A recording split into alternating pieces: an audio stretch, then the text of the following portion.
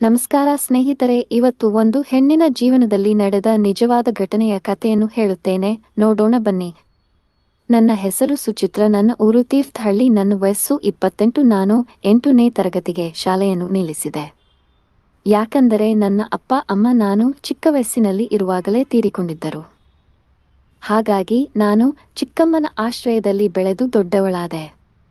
ಅವರಿಗೆ ಮನೆಯ ಕೆಲಸ ಮಾಡುವುದಕ್ಕೆ ಜನ ಬೇಕಾಗಿರುವುದರಿಂದ ನನಗೆ ಮುಂದಕ್ಕೆ ವಿದ್ಯಾಭ್ಯಾಸ ಮಾಡುವುದಕ್ಕೆ ಬಿಡಲಿಲ್ಲ. ನಾನು ಕೂಡ ಅವರ ಹಂಗಿನಲ್ಲಿ ಇರುವ ಕಾರಣ ಅವರು ಹೇಳಿದ್ದನ್ನು ಕೇಳಿಕೊಂಡು ಇರಬೇಕಾದ ಪರಿಸ್ಥಿತಿ ನನ್ನದಾಗಿತ್ತು. ನನ್ನ ಚಿಕ್ಕಮ್ಮನಿಗೆ ಒಬ್ಬಳು ಮಗಳಿದ್ದಾಳೆ. ಅವಳು ನನ್ನ ವಯಸ್ಸಿಗಿಂತ 3 ವರ್ಷ ಚಿಕ್ಕವಳು. ಆದರೆ ಅವಳಿಗೆ ಒಳ್ಳೆಯ ಕಡೆ ಸಂಬಂಧ ನೋಡಿ ಮದುವೆ ಮಾಡಿ ಕಳುಹಿಸಿದಳು. ಆದರೆ ನನ್ನ ಬಗ್ಗೆ ಅವಳಿಗೆ ಸ್ವಲ್ಪಾನೂ ಚಿಂತೆನೇ ಇಲ್ಲ. ಯಾಕೆಂದರೆ ನಾನು ಮದುವೆ ಮಾಡಿಕೊಂಡು ಹೋದರೆ ಮನೆ ಕೆಲಸ ಎಲ್ಲ ಯಾರು ಮಾಡುವುದು ಅಂತ ಅವಳ ಆಲೋಚನೆ. ನಾನು ಕೂಡ ಬೇಜಾರಿನಲ್ಲೇ ದಿನವನ್ನು ಕಳೆಯುತ್ತಿದ್ದೆ. ನನ್ನ ಅಪ್ಪ ಅಮ್ಮ ಇದ್ದಿದ್ದರೆ ನನಗೂ ಕೂಡ ಒಳ್ಳೆ ಕಡೆಯ ಸಂಬಂಧ ನೋಡಿ ಮದುವೆ ಮಾಡುತ್ತಿದ್ದರು ಅಂತ ಮನಸ್ಸಿನಲ್ಲಿ ಕೊರಗುತ್ತಿದ್ದೆ. ನಾನು ಕೂಡ ಒಂದು ಹೆಣ್ಣು ಅಲ್ಲವೇ? ನನಗೂ ಕೂಡ ಆಸೆ ಆಕಾಂಕ್ಷೆಗಳು ಇರುತ್ತೆ ತಾನೇ. ನಾನು ಮದುವೆಯಾಗಬೇಕು, ಸುಖವಾದ ಜೀವನ ನಡೆಸಬೇಕು ಅಂತ. ನಾನು ಕೂಡ ಎಷ್ಟು ದಿನ ಈ ವೇದನೆಯನ್ನು ತಡೆದುಕೊಳ್ಳುವುದಕ್ಕೆ ಸಾಧ್ಯ? ನಾನು ಕೂಡ ಚಿಕ್ಕಮ್ಮನ ಮಗಳಿಗಿಂತ ತುಂಬಾನೇ ಸುಂದರವಾಗಿ ಇದ್ದೆ. ನನ್ನ ಬಿಗಿಯಾದ ಮಾವಿನ ಹಣ್ಣನ್ನು ನೋಡಿದರೆ ಎಂಥವರಿಗಾದರೂ ಅದನ್ನು ಮುದ್ದಾಡಿ ಚೀಪಬೇಕು ಅನ್ನುವ ಮನಸ್ಸು ಆಗುತ್ತೆ. ಚಿಕ್ಕಪ್ಪ ಬೆಂಗಳೂರಿನಲ್ಲಿ ಕಂಪ್ಯೂಟರ್ ಇಂಜಿನಿಯರ್ ಆಗಿ ಕೆಲಸ ಮಾಡುವುದು. ಅವರು 6 ತಿಂಗಳಿಗೊಮ್ಮೆ ಅಥವಾ ವರ್ಷಕ್ಕೆ 1 ಸಲ ಬಂದು ಹೋಗುತ್ತಾರೆ.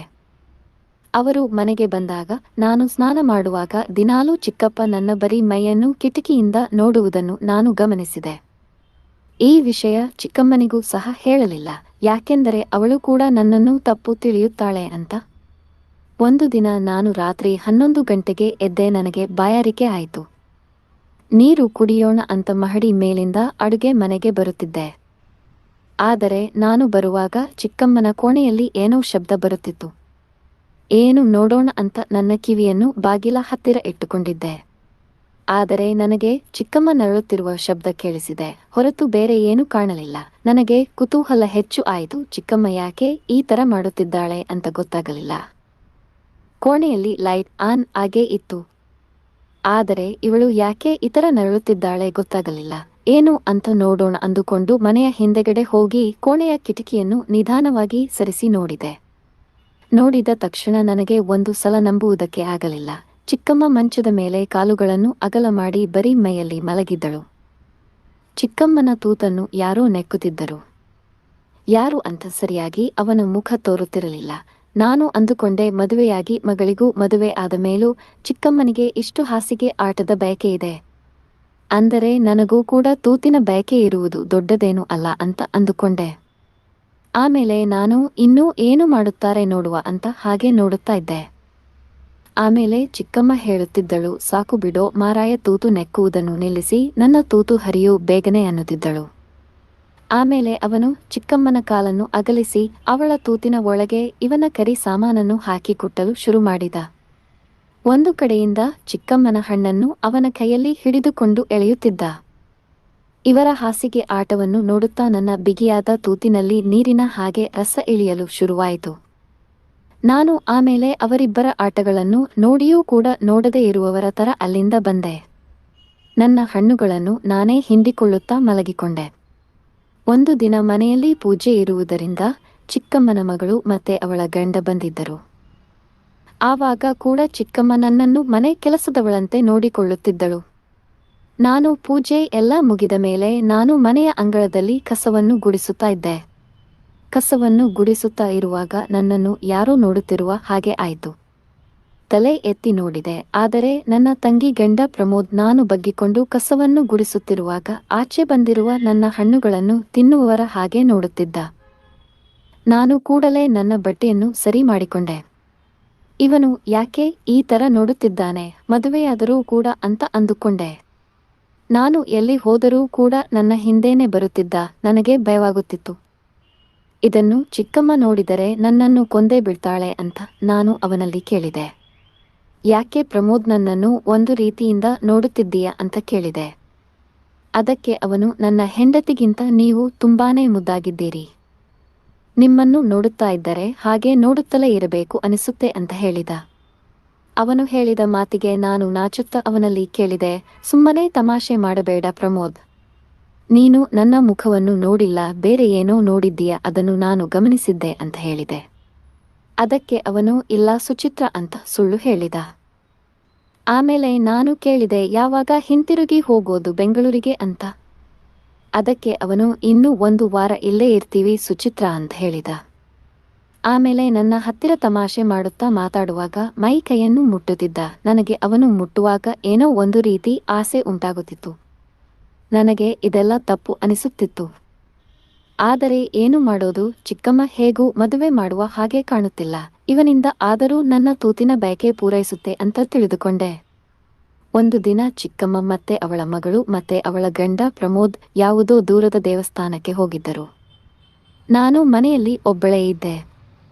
ನಾನು ಮನೆ ಕೆಲಸ ಎಲ್ಲ ಮಾಡಿ ಸಂಜೆ ಚಿಕ್ಕಮ್ಮ ಬರುವುದರ ಒಳಗೆ ಅಡುಗೆ ಎಲ್ಲ ಸಿದ್ಧ ಮಾಡಬೇಕು. ಇಲ್ಲ ಅಂದ್ರೆ ಅವಳು ಕೂಗಾಡುತ್ತಾಳೆ ಅಂತ. ಅಡುಗೆ ಮನೆಯಲ್ಲಿ ಸಾಂಬಾರಿಗೆ ತರಕಾರಿಯನ್ನು ಹಚ್ಚುತ್ತಿದ್ದೆ. ನನ್ನ ಬೆನ್ನ ಹಿಂದೆಗಡೆಯಿಂದ ನನ್ನನ್ನು ಬಿಗಿಯಾಗಿ ಯಾರೋ ಅಪ್ಪಿಕೊಂಡು ನನ್ನ ಹಣ್ಣುಗಳನ್ನು 2 ಕೈಯಿಂದ ಬಿಗಿಯಾಗಿ ಹಿಂಡುತ್ತಿದ್ದ. ನನಗೆ ಯಾರು ಅಂತ ಗೊತ್ತಾಗಲಿಲ್ಲ. ನಾನು ಕಷ್ಟಪಟ್ಟು ಆ ಕೈಗಳನ್ನು ತಪ್ಪಿಸಿಕೊಂಡು ಯಾರು ಅಂತ ಮುಂದೆ ತಿರುಗಿ ನೋಡಿದರೆ ನನ್ನ ಚಿಕ್ಕಮ್ಮನ ಜೊತೆ ಹಾಸಿಗೆ ಆಟ ಆಡುತ್ತಿದ್ದವನು. ನಾನು ಅವನನ್ನು ದೂರ ತಳ್ಳಿ ನೀನಾ ಪಾಪಿ ಅಂತ ಕೇಳಿದೆ. ಅದಕ್ಕೆ ಅವನು ಹೌದು ಕಣೆ, ನಾನೇ ಸುಖವನ್ನು ಕಾಣದೆ ನರಳುತ್ತಿರುವ ನಿನಗೆ ಸ್ವರ್ಗ ಅಂದರೆ ಏನು ಅಂತ ತೋರಿಸುವುದಕ್ಕೆ ನಾನು ಬಂದಿರುವುದು, ನಿನಗೋಸ್ಕರ ಅಂತ ಹೇಳಿದ. ನನಗೆ ಅವನನ್ನು ನೋಡಿದರೆ ಅಸಹ್ಯ ಆಗುತ್ತಿತ್ತು. ಅವನು ನೋಡೋಕೆ ಕಪ್ಪಗೆ ವಿಕಾರವಾಗಿ ಇದ್ದ. ನಾನು ಹೇಳಿದೆ, ದಯವಿಟ್ಟು ನನ್ನ ಜೀವನ ಹಾಳು ಮಾಡಬೇಡ ಅಂತ ಬೇಡಿಕೊಂಡೆ. ಆದರೂ ಅವನು ಮತ್ತೆ ಮತ್ತೆ ನನ್ನನ್ನು ತಬ್ಬಿಕೊಳ್ಳೋಕೆ ಬರುತ್ತಿದ್ದ. ನಾನು ಅವನಿಗೆ ಹೇಳಿದೆ, ನೀನು ಇಲ್ಲಿಂದ ಹೋಗದಿದ್ದರೆ ನಾನು ಚಿಕ್ಕಮ್ಮನ ಹತ್ತಿರ ಹೇಳುತ್ತೇನೆ ಅಂತ ಹೇಳಿ ಅವನಿಗೆ ಹೆದರಿಸಿದೆ. ಆದರೆ ಅವನು ಅದಕ್ಕೆ ಸರಿ ಹೇಳು, ನನಗೇನು ತೊಂದರೆ ಇಲ್ಲ, ನೀನೇ ಮನೆಯಲ್ಲಿ ಯಾರೂ ಇಲ್ಲ ಅಂತ ಹೇಳಿ ನನ್ನನ್ನು ಕರೆಸಿಕೊಂಡಿದ್ದೀಯ ಅಂತ ನಾನು ನಿನ್ನ ಚಿಕ್ಕಮ್ಮನಿಗೆ ಹೇಳುತ್ತೇನೆ, ಅವಳು ನನ್ನ ಮಾತು ನಂಬುತ್ತಾಳೆ ಅಂತ ಹೇಳಿದ. ನನಗೆ ಏನು ಮಾಡಬೇಕು ಅಂತ ದಿಕ್ಕು ತೋಚಲಿಲ್ಲ. ಚಿಕ್ಕಮ್ಮನಿಗೆ ಮೊದಲಿಂದ ನನ್ನನ್ನು ನೋಡಿದರೆ ಆಗುವುದಿಲ್ಲ, ಇವನು ಹೇಳಿದರೆ ನಿಜವಾಗಿಯೂ ನಂಬುತ್ತಾಳೆ, ಏನು ಮಾಡುವುದು ಅಂತ ಗೊತ್ತಾಗದೆ ಕೊನೆಗೆ ನಾನು ಅವನಿಗೆ ಶರಣಾಗಬೇಕಾದ ಪರಿಸ್ಥಿತಿ ಆಯಿತು. ನಾನು ಅಂದುಕೊಂಡೆ, ನನ್ನ ಈ ಸುಂದರವಾದ ಮೈಯನ್ನು ಇಂತಹ ರಾಕ್ಷಸನಿಗೆ ಅರ್ಪಿಸಬೇಕಾದ ಪರಿಸ್ಥಿತಿ ಬಂತಲ್ಲ ಅಂತ. ನನ್ನ ಮನಸ್ಸಿನಲ್ಲಿ ನೋವನ್ನು ಅನುಭವಿಸುತ್ತಿದ್ದೆ. ಅವನು ಅಡುಗೆ ಮನೆ ಅಂತಾನೂ ನೋಡದೆ ನನ್ನ ಬಟ್ಟೆಯನ್ನೆಲ್ಲ ತೆಗೆದು ಇದುವರೆಗೂ ಯಾರೂ ಮುಟ್ಟಿರದ ನನ್ನ ಮೈಯನ್ನು ನಾಲಿಗೆಯಿಂದ ನೆಕ್ಕುತ್ತಾ ನನ್ನ ಮೃದುವಾದ ಮಾವಿನ ಹಣ್ಣನ್ನು ಅವನ ಬಾಯಿ ಒಳಗಡೆ ಹಾಕೊಂಡು ಮನಬಂದಂತೆ ಚೀಪುತ್ತಿದ್ದ. ನನಗೆ ತುಂಬಾ ಅಸಹ್ಯ ಆಗುತ್ತಿತ್ತು. ಅವನ ವರ್ತನೆಗೆ ಒಲ್ಲದ ಮನಸ್ಸಿನಿಂದ ನಾನು ಸುಮ್ಮನೆ ಇದ್ದೆ. ನಂತರ ನನ್ನನ್ನು ಅಡುಗೆ ಮನೆಯಲ್ಲಿ ಮಲಗಿಸಿದ. ನನ್ನ ಕಾಲುಗಳನ್ನು ಅಗಲ ಮಾಡಿ ನನ್ನ ತೂತನ್ನು ಮೂಸುತ್ತಾ ನನ್ನ ತೂತಿನೊಳಗೆ ಅವನ ನಾಲಿಗೆಯನ್ನು ಹಾಕಿ ಆಡಿಸುತ್ತಾ ಇದ್ದ. ಆಮೇಲೆ ಅವನ ದಪ್ಪನೆಯ ಕರಿ ಸಾಮಾನನ್ನು ನನ್ನ ತೂತಿನ ಮೇಲೆ ಇಟ್ಟು ಉಜ್ಜುತ್ತಾ ನನ್ನ ತೂತಿನಿಂದ ರಸ ಬರೋ ತನಕ ಕಾದು ಒಂದೇ ಸಲ ಅವನ ಸಾಮಾನನ್ನು ನನ್ನ ತೂತಿನೊಳಗೆ ನುಗ್ಗಿಸಿ ಜೋರಾಗಿ ಹೊಡೆಯಲು ಶುರು ಮಾಡಿದ. ಅವನು ಹೊಡೆಯುವ ರಭಸಕ್ಕೆ ನನ್ನ ತೂತಿನಿಂದ ರಸ ಹಾರುತ್ತಿತ್ತು. ಆಮೇಲೆ ನಾನು ಅಂದುಕೊಂಡೆ, ಚಿಕ್ಕಮ್ಮ ಹೇಗೆ ಇವನ ಹೊಡೆತ ತಡೆದುಕೊಳ್ಳುತ್ತಿದ್ದಾಳೋ ಏನೋ ಅಂತ. ಆಮೇಲೆ ನನ್ನ ತೂತಿನಿಂದ ಅವನ ಸಾಮಾನನ್ನು ಹೊರಗೆ ತೆಗೆದು ಸಾಮಾನಿನಿಂದ ಬಂದ ರಸವನ್ನು ನನ್ನ ಮುಖದ ತುಂಬಾ ಹಾರಿಸಿದ. ಆಮೇಲೆ ಅವನ ಸಾಮಾನನ್ನು ನನ್ನ ಬಾಯಿ ಒಳಗೆ ಇಡಲು ಬಂದ. ನಾನು ಅವನನ್ನು ದೂರ ತಳ್ಳಿದೆ. ಪ್ಲೀಸ್ ಈ ಥರ ಎಲ್ಲ ಮಾಡಬೇಡ ಅಂತ ಹೇಳಿದೆ. ಅವನು ಸರಿ ಬಿಡು ಅನ್ನುತ್ತಾ ಅವನ 2 ಕೈಗಳಿಂದ ನನ್ನ 2 ಹಣ್ಣುಗಳನ್ನು ಜೋಡಿಸಿ ಅದರ ಮಧ್ಯ ಅವನ ಕರಿ ಸಾಮಾನನ್ನು ಹಾಕಿ ಜೋರಾಗಿ ಕುಟ್ಟಲು ಪ್ರಾರಂಭಿಸಿದ. ಇಷ್ಟಾದರೂ ಅವನ ಹಾಸಿಗೆ ಆಟದ ದಾಹ ತೀರಲಿಲ್ಲ. ಮತ್ತೆ ಅವನ 2 ಕೈಗಳಿಂದ ನನ್ನನ್ನು ಮೇಲೆ ಎತ್ತಿಕೊಂಡು ಅವನ ಸಾಮಾನಿನ ಮೇಲೆ ಕೂರಿಸಿಕೊಂಡ. ಅವನು ನನ್ನನ್ನು ಕೂರಿಸಿಕೊಂಡಾಗ ಅವನ ಸಾಮಾನಿನ ಮೇಲೆ ನನ್ನ ತೂತಿನ ಕೋಣೆ ನೇರವಾಗಿ ಕುಳಿತು ಬಿಟ್ಟಿತು. ಆಮೇಲೆ ಅವನು ಅರ್ಧ ಗಂಟೆ ನನ್ನನ್ನು ಎತ್ತಿಕೊಂಡೆ ನನ್ನ ತೂತನ್ನು ಹರಿಯುತ್ತಾ ನನ್ನ ಹಣ್ಣುಗಳನ್ನು ಚೀಪುತ್ತಾ ಎಂಜಲು ಮಾಡುತ್ತಿದ್ದ.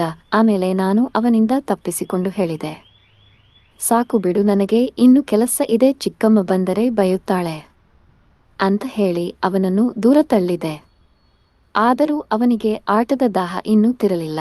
ನಾನು ಅಷ್ಟು ಹೇಳಿದರೂ ಕೂಡ ಮತ್ತೆ ಪುನಃ ನನ್ನನ್ನು ಮಲಗಿಸಿಕೊಂಡು ನನ್ನ ತೂತನ್ನು 1 ಗಂಟೆಯ ತನಕ ಹೊಡೆದ. ಅವನಿಗೂ ಅನಿಸಿರಬೇಕು ಚಿಕ್ಕಮ್ಮ ಅವರೆಲ್ಲ ಬರುವ ಸಮಯ ಆಯಿತು ಅಂತ. ಗಡಿಬಿಡಿಯಲ್ಲಿ ಅವನು ಎದ್ದು ಬಟ್ಟೆಗಳನ್ನು ಹಾಕಿಕೊಂಡ. ಇನ್ನು ಮುಂದೆ ನಾನು ದಿನ ರಾತ್ರಿ ನಿನ್ನನ್ನು ಮತ್ತೆ ನಿನ್ನ ಚಿಕ್ಕಮ್ಮನ ತೂತನ್ನು ಹರಿದು ಹೋಗುತ್ತೇನೆ ಅಂತ ಹೇಳಿ ಹೊರಟು ಹೋದ. ನನಗೆ ತುಂಬಾ ಸುಸ್ತಾಗಿತ್ತು. ನಾನು ನಿಧಾನವಾಗಿ ಎದ್ದು ಸ್ನಾನ ಮಾಡಿಕೊಂಡು ಬಂದೆ. ಆಮೇಲೆ ಅವನ ಕಾಟ ದಿನ ರಾತ್ರಿ 2 ಗಂಟೆ ಮೇಲೆ ಶುರುವಾಗುತ್ತಿತ್ತು. ಮೊದಲು ಚಿಕ್ಕಮ್ಮನ ಕೋಣೆಗೆ ಹೋಗಿ ಆಟ ಮುಗಿಸಿ ನಂತರ ನಾನು ಮಲಗಿರುವಲ್ಲಿ ಬಂದು ಬೆಳಗ್ಗೆ ತನಕ ನನ್ನ ತೂತನ್ನು ಹರಿದು ಹೋಗುತ್ತಿದ್ದ. ಇದು ನನ್ನ ಒಲ್ಲದ ಮನಸ್ಸಿನ ಹಾಸಿಗೆ ಆಟದ ಕತೆ.